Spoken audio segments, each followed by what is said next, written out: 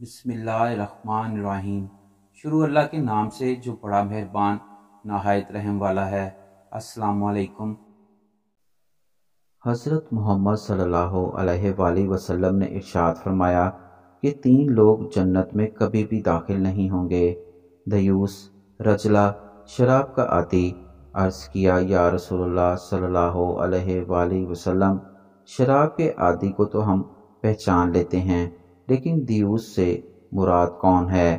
آپ صلی اللہ علیہ وآلہ وسلم نے فرمایا، جس کو اس بات کی پرواہ نہ ہو کہ اس کے گھر والوں کے پاس کون لوگ آ رہے ہیں، یعنی محرم یا غیر محرم، ان سے پردہ ضروری ہے یا نہیں۔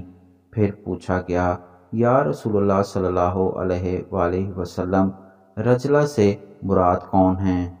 آپ صلی اللہ علیہ وآلہ وسلم نے ارشاد فرمایا، وہ عورتیں جو مردوں کی مشابہت اختیار کریں۔